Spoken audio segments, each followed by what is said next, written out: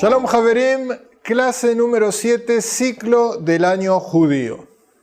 Vamos a repasar un poquito qué hicimos en las clases 5 y la 6. En la 5 nos dedicamos a Rosh Hashanah, el año nuevo. En la clase número 6 nos concentramos en Yom Kippur, el día del perdón. Tanto Rosh Hashanah como Yom Kippur están en el mes de Tishrei, en el mes número 7. 1 y 2 de Tishrei es Rosh Hashanah. Día 10 de Tishrei es Yom Kippur.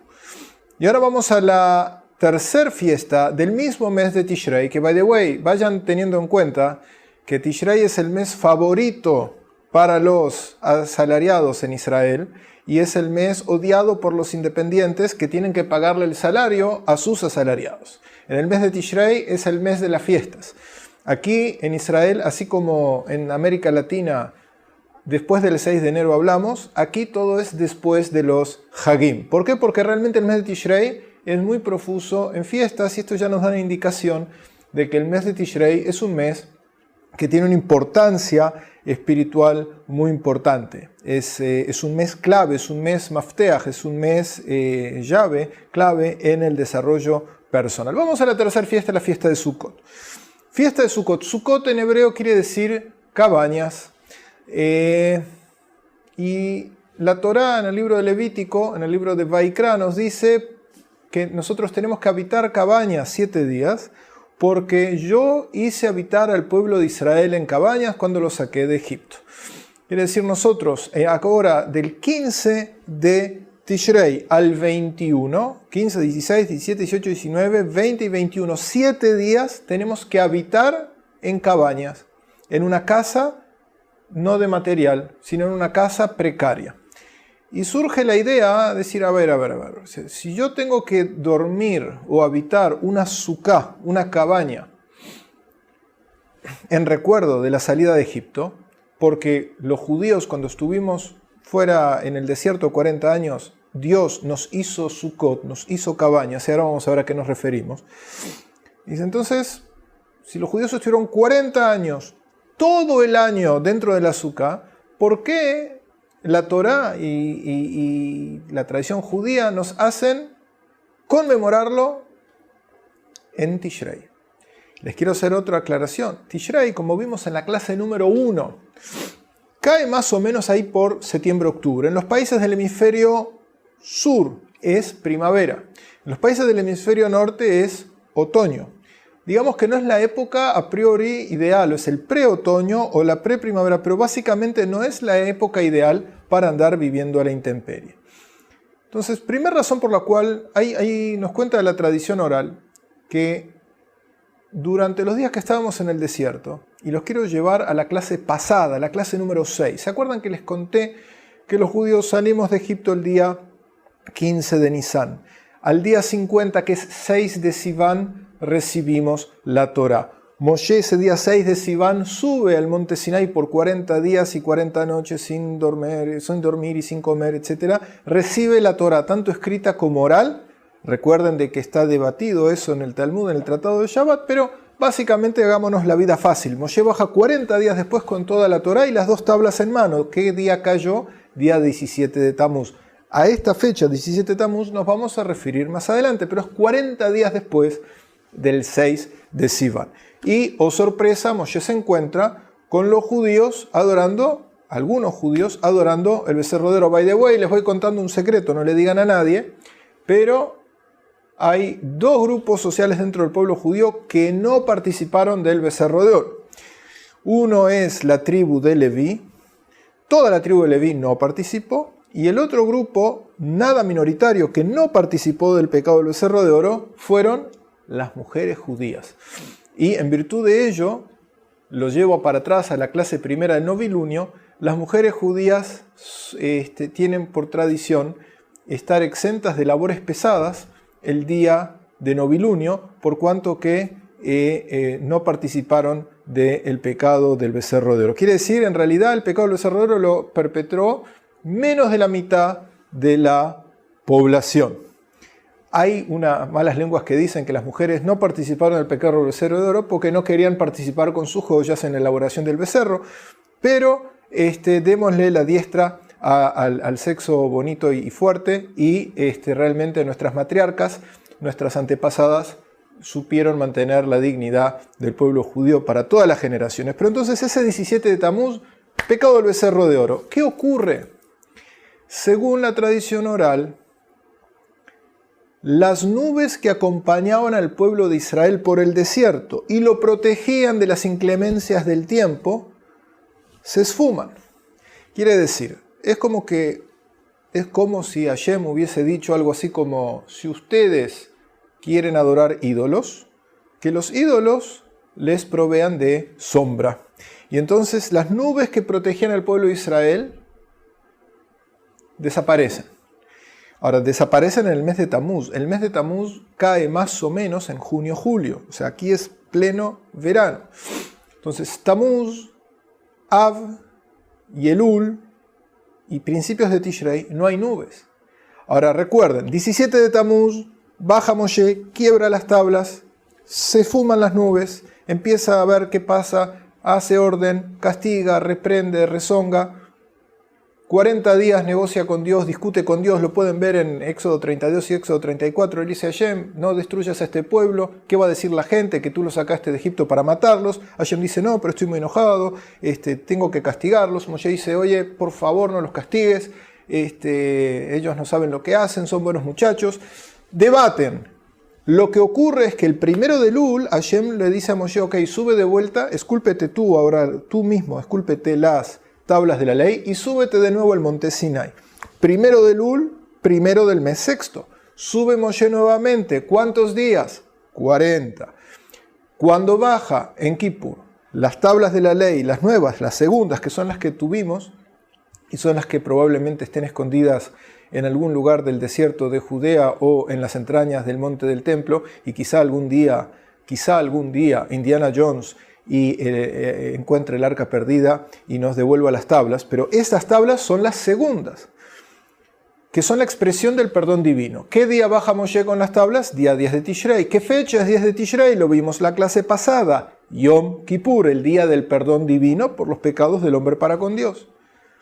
Pero todavía la reparación por el pecado no era completa, porque si bien los judíos fueron perdonados y los judíos recibieron la Torá y recibieron las tablas de la ley, todavía no habían regresado las nubes. Un día 15 de Tishrei, hace 3330 años, vuelven las nubes de la protección divina, los Ananei Kavod, las nubes de la gloria celestial.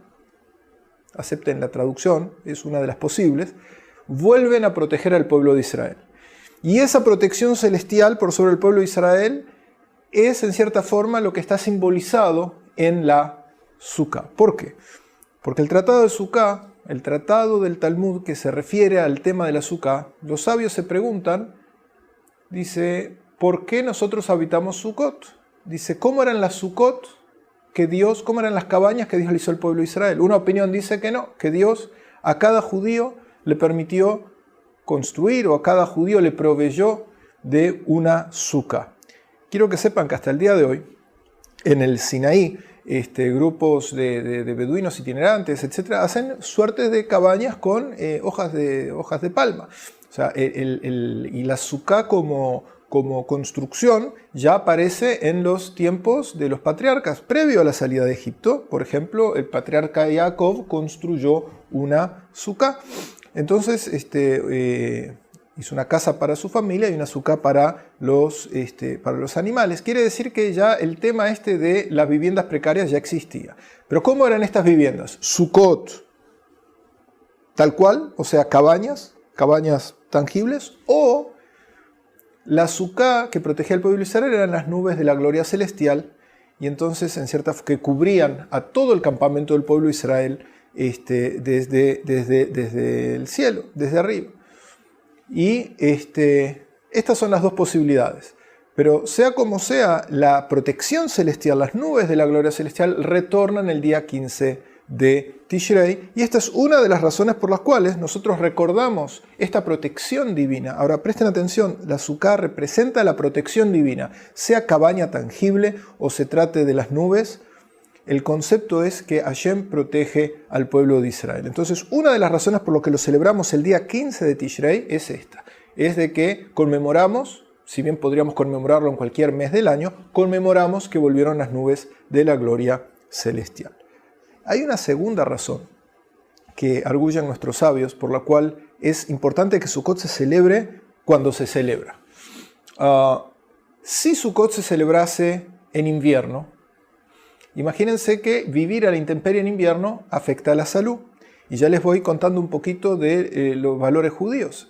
Preservar la salud y cuidar la vida es el valor máximo de toda la Torá, salvo en 3 casos excepcionales. Pero todo lo que no responda a estos 3 casos, que son el asesinato, digamos, la perversión sexual y la idolatría, si no se trata de estos 3 pecados, cualquier otro mandamiento de la Torá, cualquier otro precepto puede ser flexibilizado si es para proteger la vida y para proteger la salud, que es un pilar del judaísmo.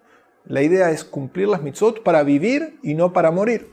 Por lo tanto, si nosotros tuviésemos que cumplir con el precepto de habitar en una suká en el mes de enero del hemisferio norte o en el mes de julio del hemisferio sur, esto sería peligroso para la salud.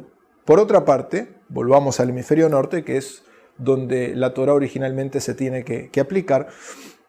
Por otra parte, si nosotros construimos una suká en el verano, la gente habitaría la Sukkot porque sería cómodo. Es como irse de camping a la playa.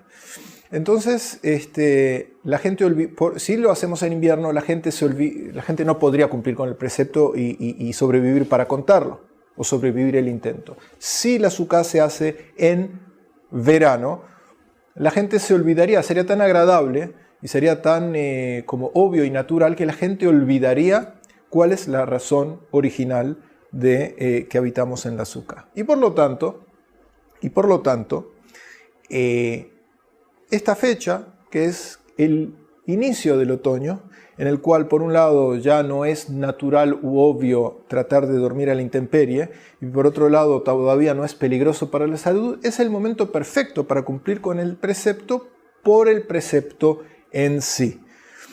Y por lo tanto por la razón del timing del retorno de las nubes de la gloria celestial, como por una cuestión de oportunidad, son las explicaciones que nos trae nuestro Jajamim para explicarnos por qué la Torá nos manda habitar la suká una semana del 15 de Tishrei al 21. ¿Cómo tiene que ser esta suká o esta cabaña? Ahora, presten atención, los quiero llevar al ciclo del año agrícola. Los quiero llevar al ciclo del año agrícola porque tenemos que entender en qué contexto cae esta fiesta. Previo a Pesaj, en lo que es la tierra de Israel, está lista la cebada y se corta la cebada. Y recuerdan que el inicio del conteo del Omer es el día 16 de Nisan, día en el que se corta la primer cosecha de cebada, se lleva al templo, se ofrenda y eso habilita a comer la cosecha del nuevo año. Eso es para Pesaj. En Shavuot, la segunda fiesta de peregrinación, recuerdan que Pesaj es la primera, Shavuot, segunda fiesta de peregrinación, ya tenemos listo el trigo, es Hag HaKatzir, es la fiesta de la cosecha o de la siega del trigo. El trigo se corta en Shavuot, se gavilla, etc., y se pone a secar en el campo. Entonces están los meses de Tamuz y Av, que son calientes, y Elul, que también es verano, y el trigo se seca, lo cual facilita todo el procesamiento ulterior. Ahora, una vez que se termina de secar el trigo y ya se puede separar las espigas de las semillas y ya se puede limpiar las semillas y todas las labores que vimos en la segunda clase, todas las labores asociadas a la agricultura que vimos en la segunda clase, entonces ya podemos llevar toda la cosecha a los depósitos. Por eso Sukkot, uno de los nombres de la fiesta de Sukkot, además de fiesta de Sukkot o fiesta de las cabañas, es fiesta del Asif, Hag HaAsif, que viene a ser en cierta forma la fiesta del almacenaje prácticamente, porque es Beospejá, es cuando tú ya recoges todo lo que ya se secó y ya puedes meterlo en el granero. Y por lo tanto, un agricultor, ahora quiero que se entienda bien, los judíos somos una cultura agrícola. Nosotros recibimos la Torá en una época en que las personas eran agricultoras, el pueblo judío era un pueblo de agricultores. Por muchos años no pudimos dedicarnos a la agricultura por imposiciones externas, pero el pueblo judío era básicamente un pueblo de pequeños agricultores. Moshe divide las tierras, Josué efectiviza esos sorteos y demás, y cuando el pueblo de Israel llega a la tierra de Israel, cada uno recibe su pequeña parcela, cada familia, etc. Entonces es un pueblo de agricultores. Cuando un agricultor termina su ciclo de granos, es una cultura agrícola que se basa en el consumo de granos, dos granos básicamente, trigo y cebada. Antiguamente cebada era más usada por los animales y trigo por los humanos. Y simplemente el trigo tiende a ser más sabroso para el paladar humano a la hora de hacer pan. Pero entonces, una vez que llegamos a Sukkot y almacenamos los depósitos, culminamos. Cobramos el cheque anual. Y en ese momento, cuando la persona se siente segura en sí mismo, satisfecha, es un agricultor, alguien que está establecido en la tierra.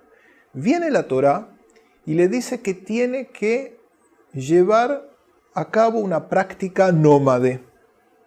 Una práctica nómade. Presten atención, el pueblo de Israel, en los días que está en el desierto, que es un pueblo nómade, va de aquí para allá, no tiene propiedad, es un pueblo que no tiene fuentes de sustento. Come pan del cielo, maná. Recibe agua que los va acompañando, un manantial de agua que los va acompañando. Recibe la ley de la boca de Moisés. El pueblo de Israel es un pueblo que aprendió durante esos 40 años en el desierto a confiar en la providencia divina. Ahora, una vez que el pueblo se establece, ahora resulta que, y además dice la Torá que en todos esos años que estuvo el pueblo de Israel en el desierto, los ropajes no se arruinaron, ni siquiera se tenían que preocupar por fabricar sus vestimentas, que by the way les voy contando que en la antigüedad una vestimenta era carísima, los chinos todavía no fabricaban en escala y en volumen, y las camisas no costaban $1, $2 o $3. El ropaje, las vestimentas, el textil era algo que llevaba mucho tiempo fabricar, costaba muchísimo dinero, podía ser entregado como prenda para un préstamo, pero ni siquiera en esos 40 años las vestimentas del pueblo de Israel se desgastaron. Entonces, ese pueblo llega a la tierra de Israel, cada familia pasa a ser terrateniente, y en el momento en que una persona se establece, y ya lo dice el libro de Deuteronomio, dice que si vas a llegar a la tierra de Israel, puede ser de que te corrompas, puede ser de que cuando establezcas una generación, segunda generación, tercera generación, te sientas ya dueño de casa y tengas tierra, ushhatem, puede ser que os corrompáis. La fiesta de Sukkot tiene esa cuestión interesante, que es que a la persona que está establecida, que tiene su fuente de sustento, que tiene su campo, que ahora tiene su granero lleno, le viene a decir, bueno, y ahora vas a volver a ser un nómade como tus antepasados durante 7 días. Y entonces nosotros salimos de nuestras casas de material para habitar una casa temporaria. ¿Y cómo tiene que ser esa casa temporaria? Bueno, fíjense que es muy interesante porque es una metáfora muy profunda de cómo tiene que ser la vida en cierta forma. Primero que nada, la Sukkah es en recordación también de las nubes celestiales que cubrían al campamento del pueblo de Israel en el desierto. Quiere decir que en realidad todo el pueblo de Israel estaba cubierto por una gran Sukkah, una mega Sukkah. Y por lo tanto, una de las cosas interesantes y bonitas que tiene este precepto de la Sukkah es que la Sukkah tiene una medida mínima. Vale decir, uno no puede estar en una Sukkah de menos de 70 y tantos centímetros por 70. O sea, el cálculo es, no me quiero meter ahora en problemas de centímetros porque hay distintas formas de calcularlo, pero básicamente una Sukkah puede ser del tamaño en que entra una persona sentada. Vale decir, medio metro por 75 centímetros o algo por el estilo. O sea, una Sukkah puede ser algo muy pequeño. Menos que eso ya estamos en problemas. Y si cometí algún error con los centímetros, ahora me van a saber disculpar. Pero son medidas bíblicas. Por otra parte, la suká, el techo de la suká, no puede estar a más de 10 metros de altura o 20 codos, porque si una persona mira hacia arriba, si el techo está a 30 metros de altura y uno mira para arriba, no ve el techo de la suká. Uno siente como que está en un edificio construido, en un lugar normal.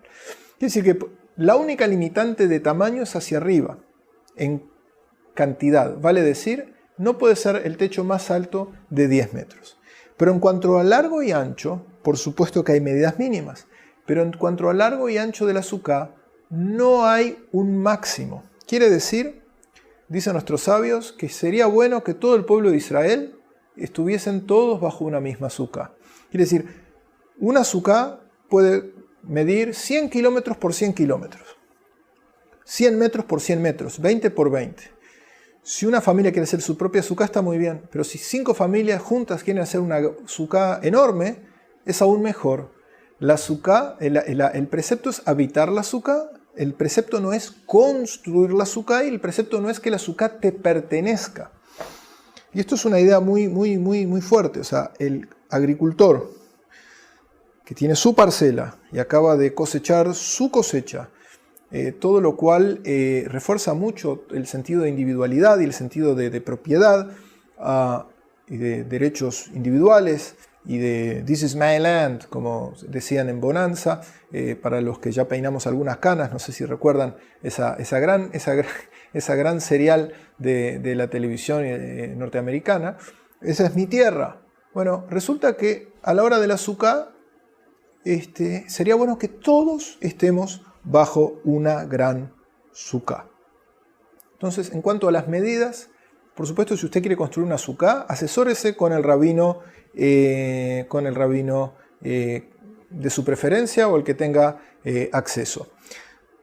Y en esa suká hay que habitar durante 7 días. ¿Qué quiere decir habitar? Básicamente, sin complicarlo mucho, dormir y comer. Por supuesto que la suká no tiene que disponer de baños, se puede usar los baños de la casa y por supuesto que si llueve torrencialmente o si hay una ola de frío polar no es necesario quedarse en la suká porque puede ser peligroso para la salud. Pero si estamos en Israel y es pre-otoño, es razonable de que el tiempo sea de agradable o máximo un tanto fresco. Y esa suká tiene que ser una suká en la cual uno come y uno duerme. ¿Quiénes estamos obligados a dormir en la suká? Los caballeros. Por supuesto que las damas están cordialmente invitadas a participar y muchas familias aprovechan para hacer una especie de camping. Los 7 días de Sukkot son los días en que los niños duermen con papá y mamá y hacen pijama party en sus bolsos de dormir, con todo lo divertido que puede ser cuando los niños son pequeños, por supuesto. Pero cuando ya las personas crecen, suele dejarse de implementar la práctica, pero los caballeros de la familia siguen estando obligados a habitar la suká durante 7 días. Y las comidas familiares se llevan a cabo en la suká para hombres y para mujeres.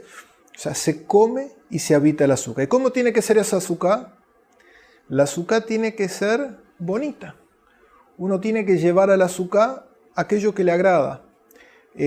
La suká es un lugar donde uno tiene que tratar de pasar la mayor cantidad de horas en el día y por lo tanto es importante que la suká tenga, para que sea apta, el techo tenga más sombra que espacio hueco, pero por otro lado es importante que se vean las estrellas por la noche, o sea, no puede ser hermético. Por otro lado, tiene que haber más sombra, tiene que haber por lo menos 51% de sombra en el techo. Tiene que ser un lugar agradable.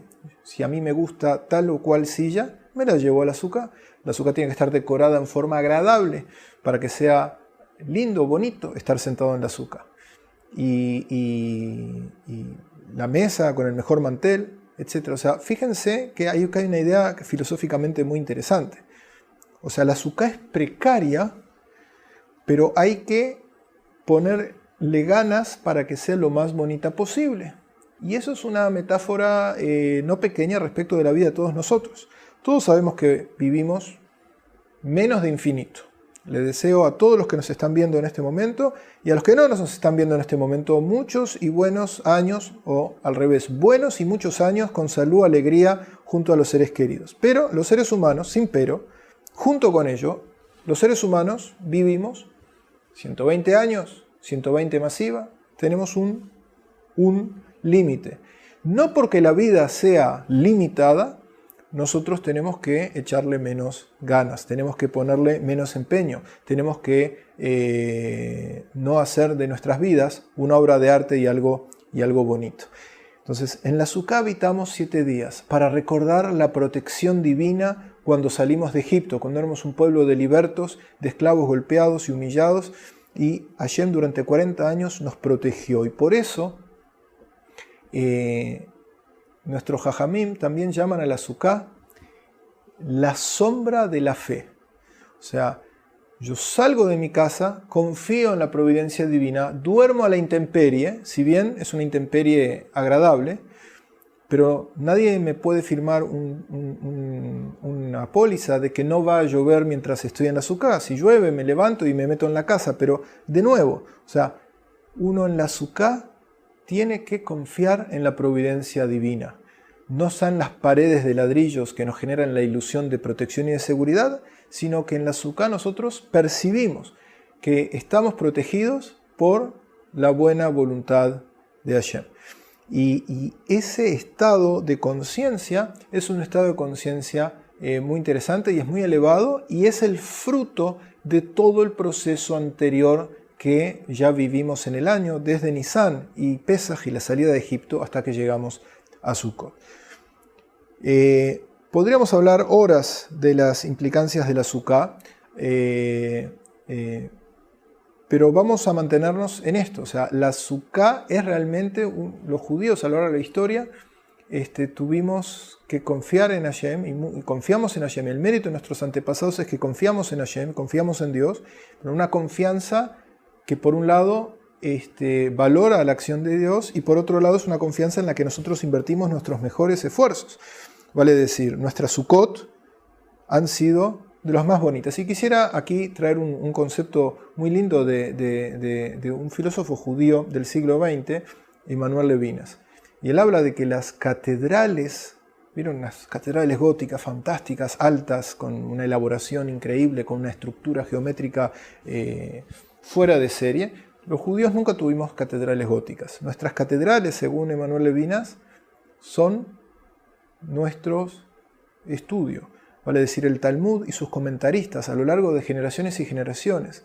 El estudio y el diálogo entre las generaciones, mediante el estudio, es el que ha generado esas enormes catedrales góticas. Bueno, ese esfuerzo nuestro por embellecer nuestra existencia siempre fue de la mano de la confianza en que Hashem nos va a mantener con vida. Y eso es, en cierta forma, uno de los mensajes centrales de la fiesta. Esto es una fiesta muy alegre, es la fiesta en la que el agricultor ya metió en el granero su producción. Es una fiesta en la cual anticipamos el otoño, y es una fiesta que es la tercera fiesta de peregrinación, Sukkot, en la cual nosotros nos preparamos para pedirle a Dios que nos dé un año con lluvias.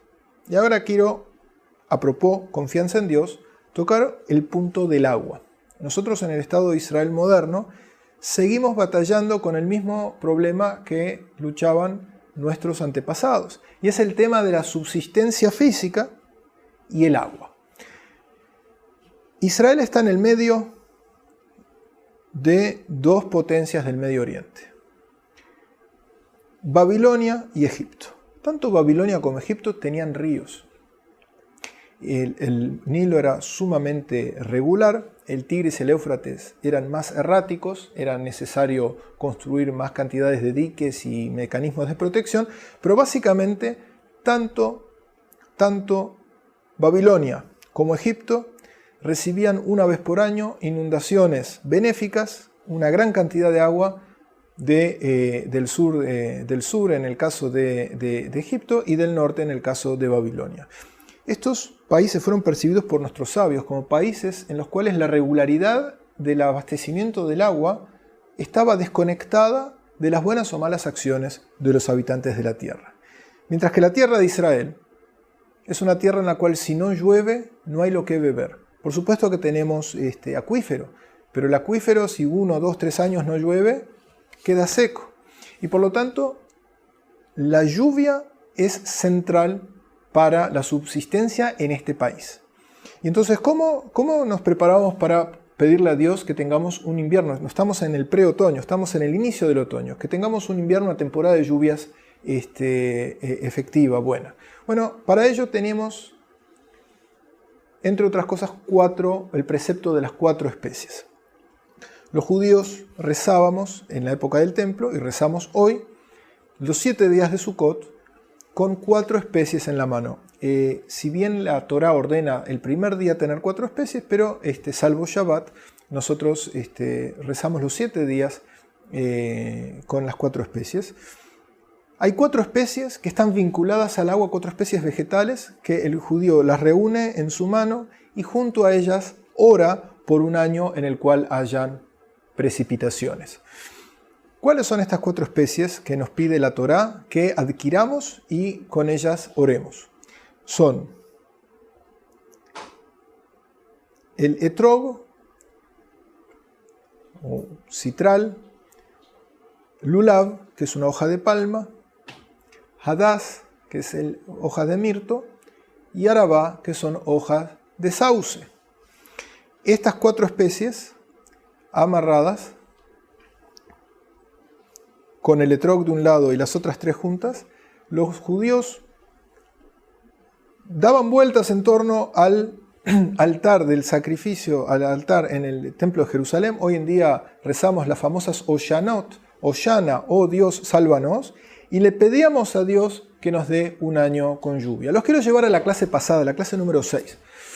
Para los amantes del fútbol, no sé si recuerdan que les comenté que el día de Kippur era algo así como un día final de Copa del Mundo por penales, y que el sumo sacerdote entraba al Sancto Sanctorum y si salía o no vivo era algo de suma importancia o de suma sensitividad para todo el resto del pueblo. ¿Y por qué? Porque un Cohen, un sumo sacerdote muerto en el Santo Sanctorum en Kippur era un mal indicio respecto de las relaciones del pueblo de Israel y su Dios.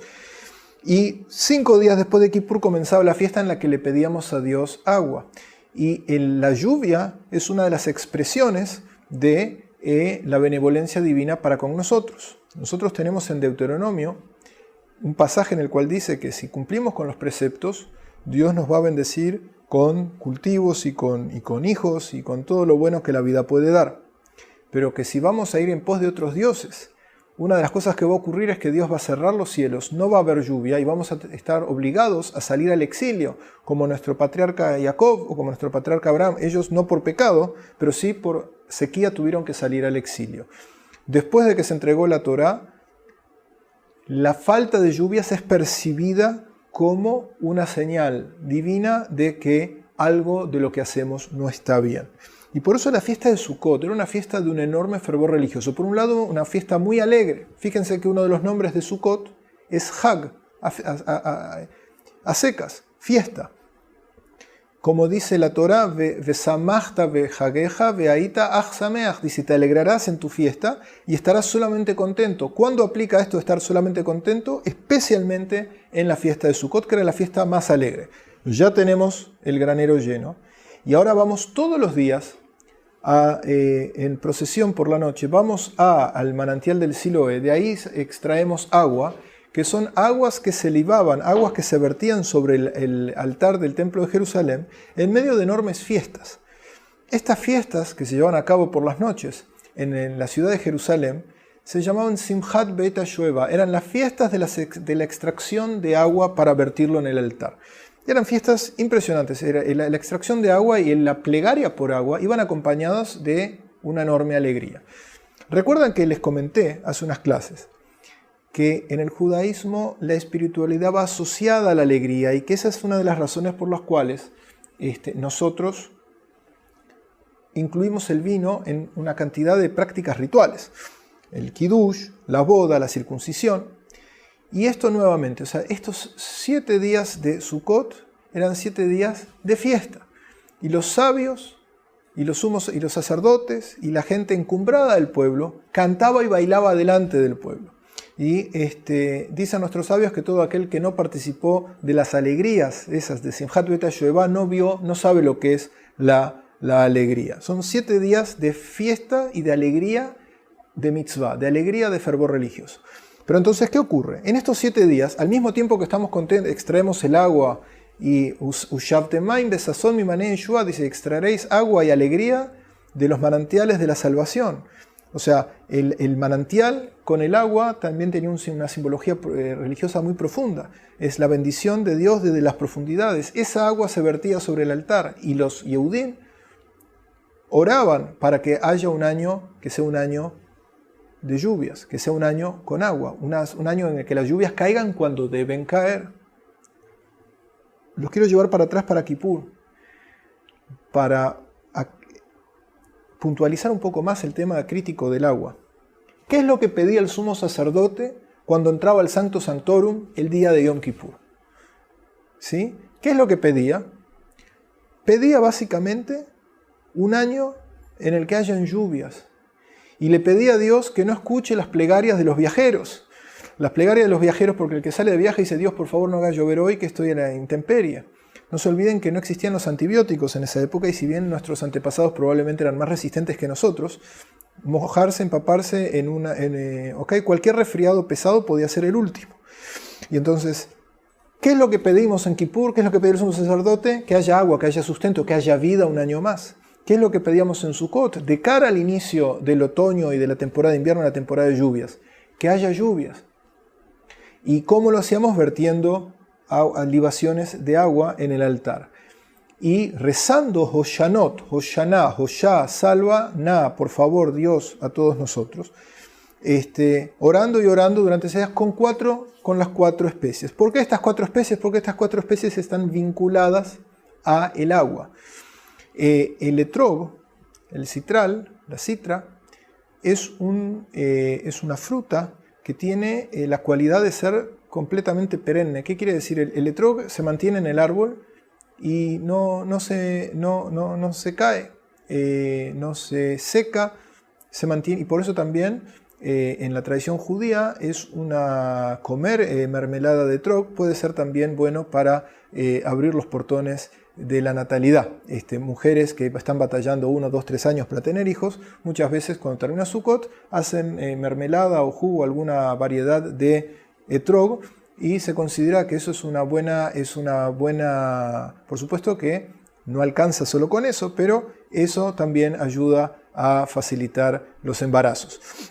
O sea, el etrog es un símbolo de lo perenne, de lo que no se caduca. La palma es una maravilla, la hoja de palma, el retoño de palma. La palma es un árbol que se nutre de cualquier agua.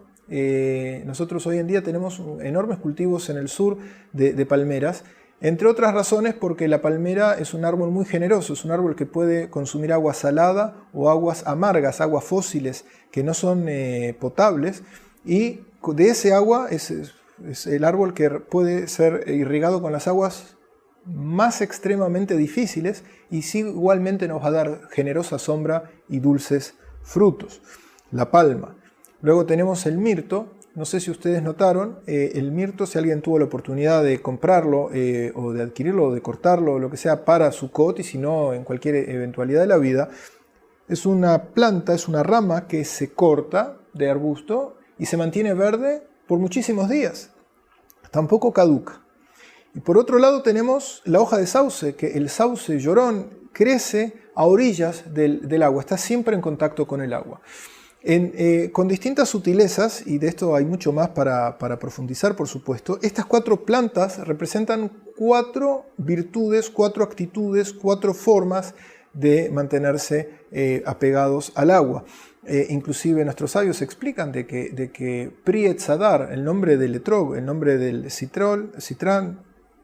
de la citra, perdón. Fíjense que es algo que no se compra en el supermercado y mucho menos en español.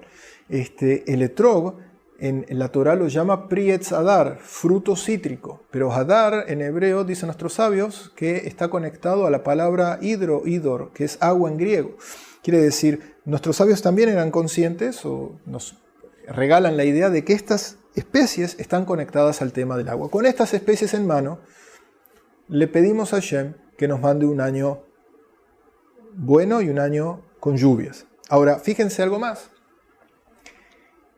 Estas plantas fueron vistas por nuestros sabios, estas 4 especies que nos ordena la Torá reunir y amarrar, nuestros sabios la vieron asociado a los distintos tipos de judíos. Y ahora quiero pasar a un concepto que es muy profundo y que tiene que ver con el espíritu de la fiesta, que es un espíritu de unidad y un espíritu de conciliación. Dicen nuestros sabios que hay en el Midrash, que hay 4 tipos de vegetación, 4 plantas que representan 4 tipos distintos de judíos. Hay 2 formas de analizarlo, yo me voy por una. Hay plantas que tienen aroma, hay plantas que tienen sabor, hay algunas que tienen aroma y sabor y algunas que no tienen ni aroma ni sabor. Dice, así son los judíos. Hay judíos que tienen Torá, que son sabios y que tienen buenas acciones. O sea, la Torá sería el sabor, algo interior, las buenas acciones, perfume. Hay una forma diferente de analizarlo, pero yo me voy por esta. Dice, hay judíos que solo tienen sabiduría, pero sus acciones no son muy perfectas. Hay judíos que tienen acciones muy bonitas, que tienen buenas acciones, ma'asim tovim, pero no han estudiado, no han tenido la oportunidad de profundizar. Y hay judíos que son judíos, pero que no tienen ni lo uno ni lo otro, y que son judíos. El etrog es una fruta que tiene un aroma exquisito y tiene sabor. No coman el etrog después de Sukkot. Les recomiendo, no se coman el etrog como una naranja, les va a resultar de un sabor muy fuerte. Pero sí pueden hacer una deliciosa mermelada o un exquisito licor. Sí señor, licor, es una maravilla. Se puede extraer un licor, por cuanto que es dulce, pero no es un dulce exagerado. Realmente sale bien hecho, sale una especie de limoncello, pero que es fabuloso. Ya les doy el desafío para quien de ustedes tenga la capacidad de transformar frutas en alcohol, lo cual es una capacidad que yo envidio profundamente. Este próximo Sukkot, pídale a sus amigos, cuando acabe Sukkot, pídale los etrogim y haga limoncello o etrogcello, vale decir licor de etrogim. Pero el etrog entonces tiene gran sabor y tiene aroma. Se parece a los judíos, que también son sabios y también tienen buenas acciones. Que ese es el ideal de todo yudí, pero hay gente que es así, hay gente que no. Después tenemos el lulav. El lulav es el dátil, es la palmera datilera. El dátil tiene sabor, pero no tiene aroma. Hay judíos que tienen sabiduría, pero que no generan buenas acciones. Ya se acuerdan que yo les di una receta con miel de dátiles. Es un buen momento de recordarles que en Israel se pueden comer los dátiles de todas las formas. Por supuesto que el lulav de Sukkot es solo el retoño de la palma, viene sin la fruta. Pero la fruta se puede comer en todas sus versiones. Pasa, fresca, congelada, como frozen yogurt de dátil, es espectacular, por supuesto, y ni que hablar si al frozen yogurt le agregan silán o miel de dátil por encima. Entonces el sabor del dátil, hay judíos que son sabios, pero que no tienen buenas acciones. Después está el mirto. El mirto es una planta aromática, pero no se come, no tiene sabor a nada, ¿okay? Y por lo tanto representa a los judíos que tienen buenas acciones, pero que no tuvieron la posibilidad de profundizar. Y la hoja de sauce no tiene ni lo uno ni lo otro. ¿Y qué dicen los sabios? ¿Cuál es la corrección a todo esto? Dice que se unan las 4 plantas, que son muy diferentes en su botánica y en su mecánica, así como hay judíos muy diferentes en su naturaleza, que hagan todos una sola unión y que se compensen, y japru elu al elu, que uno compense al otro. ¿Okay? La idea, cada uno de nosotros por separado no es gran cosa. Ni siquiera el etrog, porque también el etrog necesita a quien proveer de sabor y a quien proveer de aroma. Y por lo tanto, la gran solución a todos nuestros problemas sociales y personales es unirnos a más personas y complementarnos unos a los otros. Así que Sukkot es una fiesta en la que todos podríamos o seríamos merecedores de estar bajo una misma Sukkah. Y Sukkot es una fiesta en la cual también sería muy bonito que todos estemos unidos y nos reunamos todos juntos, que esa sería la solución a nuestros problemas crónicos.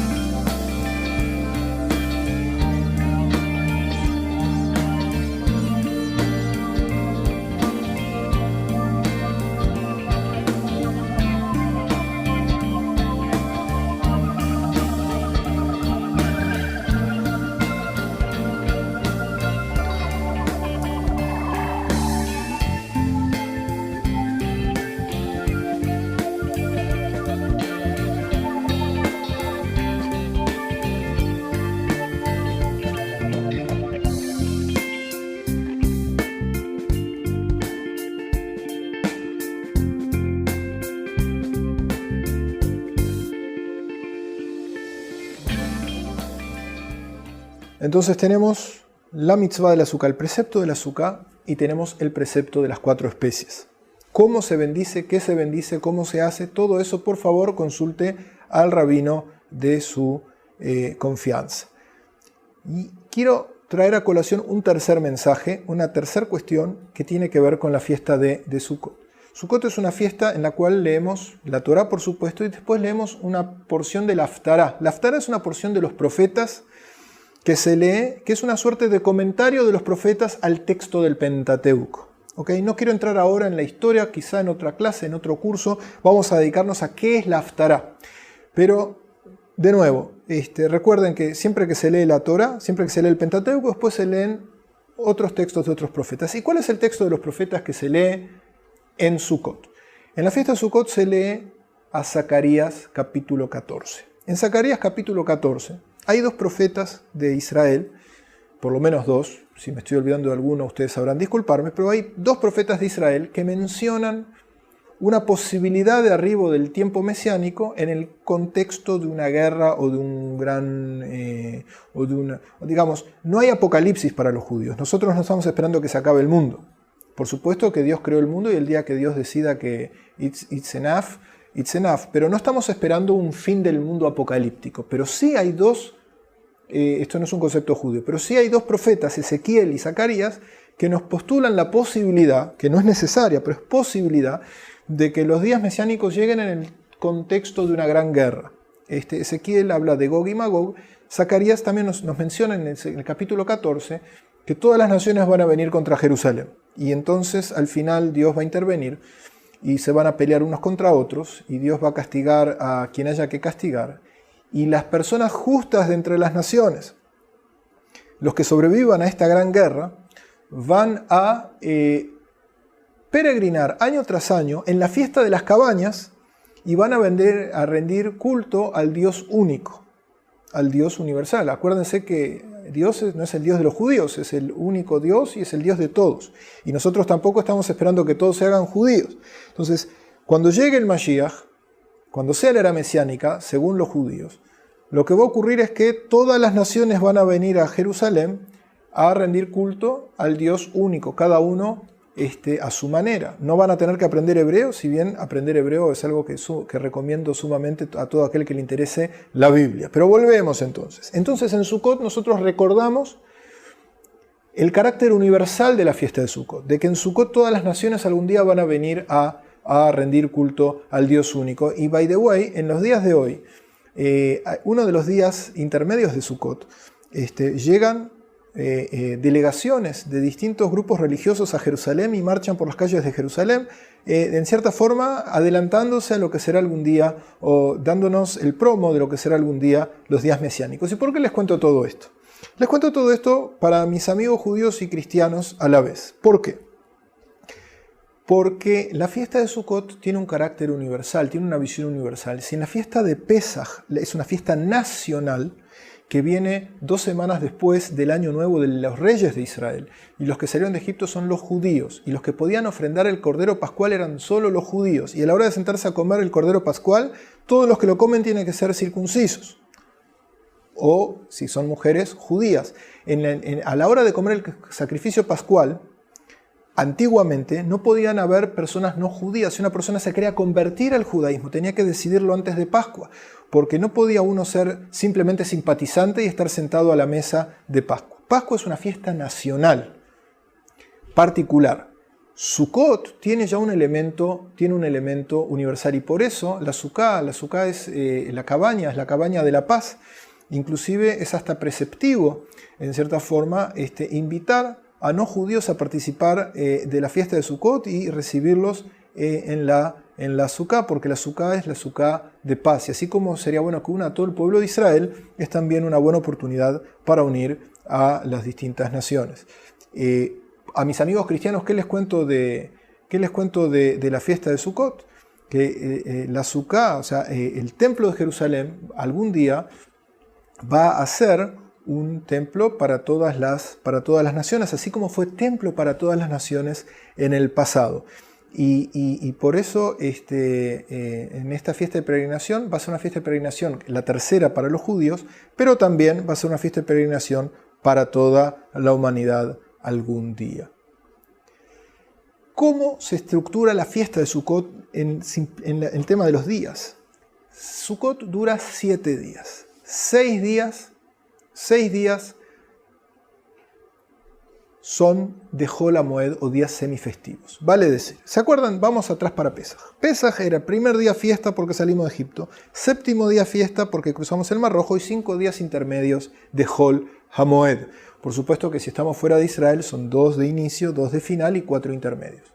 Sukkot es Yom Tov, o fiesta en la cual cierran las oficinas, los bancos y hay que cerrar el negocio y no se puede escribir, etcétera, etcétera. Es fiesta, es Yom Tov el primer día. Los siguientes 6 días son días de Hol HaMoed. Y en esos días de Hol HaMoed son días semifestivos en los cuales por un lado se puede mover el carro, se puede tomar un bus, pero hay que preservar el carácter festivo, vestirse bonito y comer sabroso. Esos 7 días de Sukkot culminan el día 8º en la fiesta de Simchat Torah. Originalmente se llamaba, y se sigue llamando, pero originalmente el único nombre del 8º día era Shmini Atzeret, o congregación del 8º día. 7 días se celebraba Sukkot, y el 8º día era un día festivo en el cual no había ningún precepto específico. Si en Pesaj hay preceptos específicos como la cena pascual, la matzá, el maror. Si en Rosh Hashanah hay un precepto específico que es el toque del shofar, si en Kippur hay un precepto específico, por supuesto, que es el ayuno. Cuando llegamos a Sukkot hay precepto específico de la fiesta que es habitar la Sukkah y las 4 especies. Shmini Atzeret, el 8º día de la congregación, tiene como característica que no tiene ningún precepto específico. Y de todas maneras, nuestros sabios, hace un par de siglos, por lo menos unos 15, instituyeron que el 8º día, Shmini Atzeret, sea también Simchat Torah, sea el día de la alegría de la Torah, sea un día en el cual se termina de leer el ciclo de lectura del año anterior, se llega al final del libro de Deuteronomio, se canta y se baila con la Torah y luego se comienza a leer Génesis nuevamente. Otra vez. El ciclo de lectura de la Torá, todo el Pentateuco que ustedes conocen, está dividido por semanas, en lecturas semanales. Y se culmina el ciclo de lectura el día de Shmini Atzeret o Simchat Torah, y ese mismo día se inicia el ciclo nuevo para que no haya una interrupción en ningún momento. Y esta fiesta de Simchat Torah tiene muchas particularidades. Una de que no hay otro pueblo en el mundo que baile con un libro. Con el Pentateuco, con el rollo de la ley. Se sacan todos los rollos de la ley de la sinagoga, se baila, se da 7 vueltas cantando y bailando en torno a el podio de lectura, que es en recordatorio también del altar templario, y se culmina con la lectura, se canta, se baila y también, como no, hay comida festiva e inclusive en los judíos de europeos y sobre todo jasídicos acostumbran también a beber alguna copita que otra de alcohol, para celebrar con mucha alegría. Es una explosión de alegría. Fíjense, todas las fiestas, 7 días de fiesta de Sukkot, y este es el punto más álgido de la alegría de que tenemos la Torá, la alegría de que tenemos un mensaje, la alegría de que tenemos una razón de vida y un para qué vivir. Y también en este día de Simchat Torah ocurre lo mismo que en otros días de fiesta. Y es que en Israel se celebra un solo día, mientras que fuera de Israel se celebran 2. O sea, la fiesta originalmente se llama Shmini Atzeret, o octavo día de la congregación. En Israel, el mismo día que es Shmini Atzeret es Simchat Torah, el mismo día que es este Yom Tov, día de fiesta, se celebra con la Torah. Fuera de Israel, el primer día es un día de fiesta, Shmini Atzeret a secas. Y recién el segundo día es un día de Simchat Torah, un día de alegría de la Torah. Y este Yom Tov Sheni Shel Galuyot, este día segundo festivo de las diásporas fuera de Israel, es aprovechado un poco para descansar del tema de la Sukkah, pero también, entre otras cosas, se dice Izkor, esa plegaria de recordatoria de los difuntos, cuya versión más notoria es en Yom Kippur, y en la clase de Kippur no lo mencionamos, pero tanto en Kippur como en algunas fiestas, por ejemplo el séptimo día de Pesach, o el día de Shmini Atzeret, o el día de Shavuot, fuera de Israel, el segundo día de Shavuot, nosotros recordamos a nuestros difuntos, a nuestros seres queridos, aquellos a quienes debemos honrar y recordar por haber sido parientes nuestros en primera persona, en primer grado, de la familia nuclear, o personas que recordamos con cariño, aunque no sean tan cercanas, y en esos oramos por su bienestar en el más allá. Así que, señoras y señores, vamos a repaso. 1 y 2 de Tishrei, Año Nuevo. 10 de Tishrei, Día del Perdón, Yom Kippur. Del 15 al 21 de Tishrei, la fiesta de las cabañas. Y cuando ya estamos súper contentos, súper comidos, by the way, cómprense siempre ropa para el mes de Tishrei, un número por encima del que tienen normalmente, porque es imposible llegar. Si tú llegaste al final de Tishrei con el mismo peso que tenías el 30 de Elul, algo en ti no está bien. Algo en ti no está bien. 15 al 21, Sukkot. 22, Simchat Torah, o Shmini Atzeret Simchat Torah. Y saliendo Simchat Torah en Eretz Israel, y esto es algo muy emotivo y con esto quiero terminar, nosotros celebramos las segundas Akafot, que bailamos con la alegría de la Torah, y es una costumbre que empezó a cobrar fuerza en los días de la Segunda Guerra Mundial, que eran Akafot, que se hacían en Eretz Israel en identificación con nuestros hermanos que estaban en Europa, que ese era el día que les tocaba a ellos bailar con la Torá y que probablemente en muchos lugares no tenían cómo hacerlo. Así que, Javerim, si nos van a acompañar en Israel en la temporada de las fiestas, vengan con ropa holgada, con muchas ganas de comer y de bailar. ¿Cómo se saluda para Sukkot? ¿Cómo se saluda para Shmini Atzeret? Hag Sameach.